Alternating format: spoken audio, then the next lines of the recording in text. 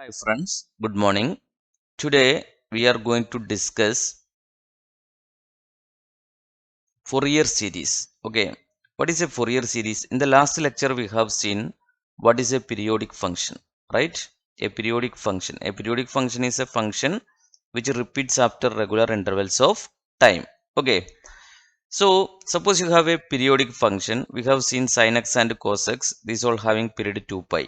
Okay, so it need not be a function with period 2 pi. You may have any function with a certain period. Okay, that all we can represent using this Fourier series. So suppose you have a function with the period 2 pi. Okay, so this all we can represent as sum of series or cosine series. Okay, sum of series of sine and cosine terms. Okay, so suppose you have a function with the period 2 pi. Okay, so that is a function f of x. This f of x we can represent as that is equal to a0 by 2 plus sigma n is equal to 1 to infinity an cos n x plus sigma n is equal to 1 to infinity bn sin n x. Okay, where a0, an, bn are the constants. Okay, these all are the constants. Okay, now this symbol represent, it is the Fourier representation of this. Okay, this f of x will be equal to this. So this has a condition. So this equal to f of x equal to this means the function f of x should satisfy some conditions that we can call it as Dirichlet conditions. Okay, these Dirichlet conditions are necessary if I have to represent this f of x as a Fourier series. Okay, so this is the expression for Fourier series, a representation of a function f of x. Okay, now we can see what are these Dirichlet conditions. Okay, suppose you have a function f of x. Okay, see, suppose you have a Dirichlet conditions are sufficient conditions for a real valued periodic function f to be equal to its Fourier series at each point where f is continuous. Okay, so to represent a function to be periodic, okay, a function as a series of sine and cosines, that's mean by Fourier series representation. So that is the following condition should be satisfied. The function should satisfy the following condition. This we can call it as, these three conditions together we can call it as Dirichlet's conditions. Let us check what are these conditions. The function f must be continuous or having finite number of discontinuities. Okay, so that means, see, suppose you consider a function. This is the sin x graph. So this is the period 2 pi. So within this, it has one positive maximum and one negative maximum. So the number of maximum is finite. Okay. Now suppose you consider this graph. So within the period 2 pi, suppose you have a function you consider like this. Okay. So this has a number of discontinuities. Okay. So not finite number of maxima. Okay. So number of maxima, see, here the function f must have a finite number of maxima and minima within the period. Okay, so here number of maxima is very high. It is not finite. Okay, so it should be finite. Okay, this number of maxima and the number of minima, that should be finite, and it should be continuous. Continuous means it has no, suppose a function you consider, suppose you consider a function like this. Okay, so these all are the discontinuous function, right? Suppose if I am joining like this, now this is continuous. Okay, it should have some continuity. Okay, so that is the first condition. Second thing is it should have a finite number of maxima and a minima. Okay, the third one is the integral of the function over one period must be converged. That means, see, suppose you consider sin x graph. Okay, or cos x graph, anything. Okay, see, so 0 to 2 pi. So it start from this point, and from the pi by 2 it converge to this x-axis, and again deviating from the x-axis, again converging to x-axis. So after a period it converging to x-axis. Okay, so suppose you consider the situation of tan x graph. What is tan x graph?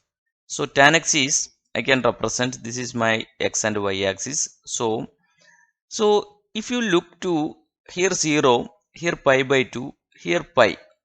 So tan pi by 2 is infinity. So if you draw the graph, this graph will go like this. Okay, now tan pi is 0. So the from infinity to comes to again 0. So here we have this over a period it is not converging. Okay, so it is diverging, this part is diverging from the x-axis. Okay, some part is diverging, some part is converging. Okay, so this tan x function, tan x or cot x, you may take tan x, cot x, these all are not satisfying the third conditions. Okay, it is not converging to the x-axis always. Okay, so these are the Dirichlet conditions.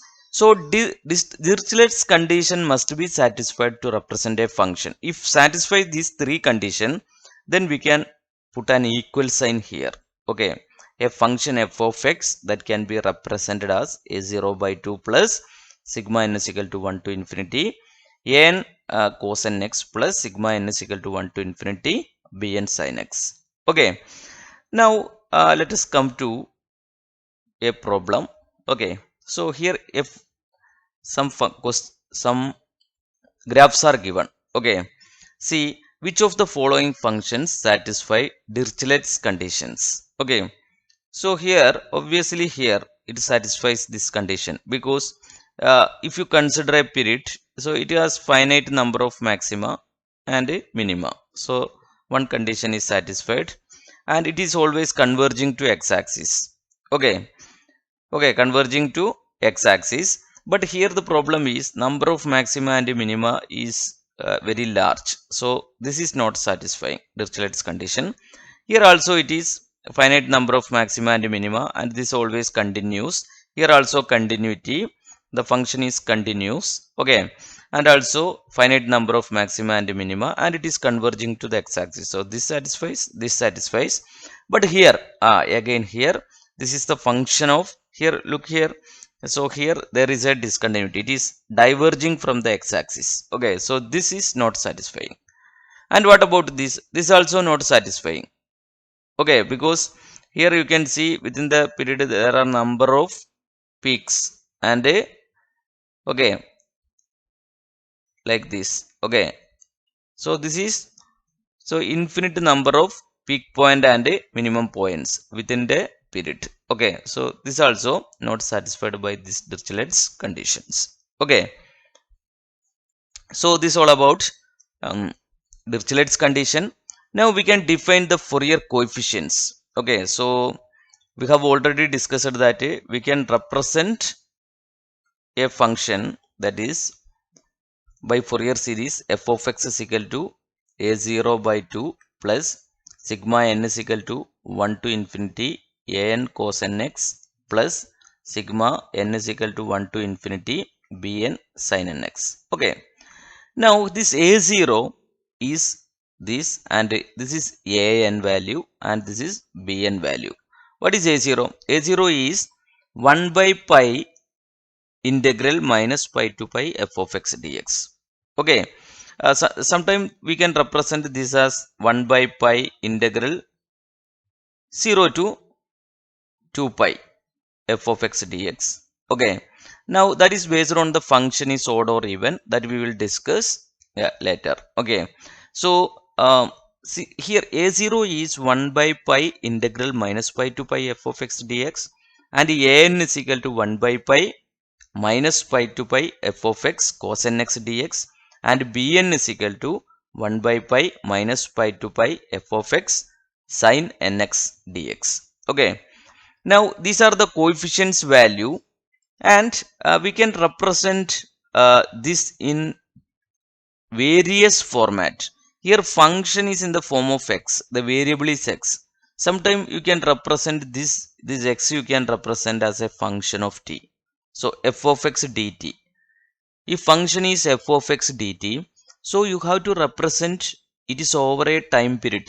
Okay, so the full time period is t, so this is minus t by 2 to t by 2, the t by 2 minus t by 2. So the sine function, if you take pi minus pi, you will get 2 pi. That is a period over a sine cycle. This is a period of sine function. Okay, sine x period is 2 pi. Now if you consider the time period of this sine x is capital T, so t by 2 minus t by 2, that is equal to t. So it is varying from minus t by 2 to t by 2, right? So here we have to write this pi corresponding to, that is this, I have to write t by 2. So this will go to up. So I can write in terms of time period the same expression as, that is 2 by t into minus t by 2 to t by 2 f of t dt. Okay, so that's all are very important. Now similarly you can represent n also in the similar format, so bn also in the similar format, and also we can represent in various so for a periodic function we have various parameters. One is time period, other is omega. In terms of angular velocity omega, we can represent the Fourier series, and another parameter is lambda. In terms of wavelength, we can change for over a cycle, this wavelength is lambda, right? So in terms of lambda, okay, so t, omega, lambda, in terms of these all physical quantities, we can represent, or pi, okay, the angular displacement, that is pi, 2 pi, okay, in terms of all these, that means theta, okay. So in terms of theta, these all are the variables corresponding to sine and cosine functions, okay. So we can represent our Fourier series in terms of all these basic parameters, okay. See, now before come to the problem section, we can discuss some useful integrals, okay. See, suppose you have a function integral a to b sine n pi x by L dx. Okay, sine n pi x by L dx. Okay, from a to b. Only condition is this a to b means, suppose you are going to take this minus L to L. So what is the difference is b minus a, that is 2L. Okay, that is 2L. So this is over a period. Over a period, this function you have to take. Okay, a and b defined such that b minus a is equal to 2L, or you can take 0 to 2L. Okay, in all these cases, sine n pi x by L dx is equal to cos n pi x by L dx is equal to, if you have an integral like that in the expansion of Fourier series, if you look at these kind of terms, you can directly put 0. Okay, now another term is, suppose integral a to b, condition is b minus a is equal to 2L sine m pi x by L and sine n pi x by L dx. Okay, similarly here m pi x by L, n pi x by L, both terms are sine. Here both terms are cos. Okay, cos m pi x by L, cos n pi x by L dx. Okay, in these all cases, this integral value is equal to L delta mn. L into delta mn. What is a delta mn? This is Dirac delta function. Suppose if you have such a terms in any expansion, you have to look this m value and n value. If it is equal, if delta mn value, see, so this is mn, okay, delta mn value, that is defined as, it has two values only, either is 0 or 1. Okay, so when it is 0, it is 0 means m not equal to n. What, when is equal to 1? M is equal to n. So when m is equal to n, you can directly write, so suppose in expansion you can see sine 2 pi x by L, sine 2 pi x by L, then n is m is equal to n, then you can write this as 1. Okay, so this integral value L into 1. Okay, so that's why we'll take, when I am doing problems in this session, you will get more idea about this. We will use this kind of integrals there. Okay, similarly here both functions are sine, here both functions are cos. Suppose the functions are different, sin m pi x by l, cos n pi x by l dx. This kind of function always the answer is 0. Okay, because the sine and cosine terms are coming, even the m and n are different, its integral value over a period, the condition is b minus a is equal to 2l, that I have given here. In all these integral, b minus a should be 2l. That means this may be minus l to l, then difference is l minus l, that is 2l, l minus minus l, that is 2l, or it may be 0 to 2l, then also 2l minus 0 is 2l. Okay, and sin n pi is equal to 0. Okay, integral, so angle, this we all know this sine's principal solution. Okay, sin n pi is equal to 0, cos n pi value is minus 1 raised to n.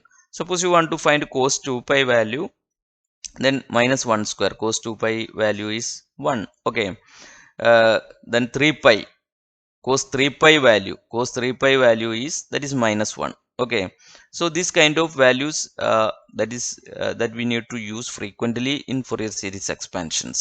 Okay, so today we have discussed about what is a Fourier series, how can we represent a periodic function using Fourier series expansion, and what are the coefficients values involved in this Fourier series expansion, and we have studied some useful integrals also. Okay, so this all about today topics, and in the next class we will discuss some what are odd functions and what are even function, and then we will come to the problems. Okay, thank you.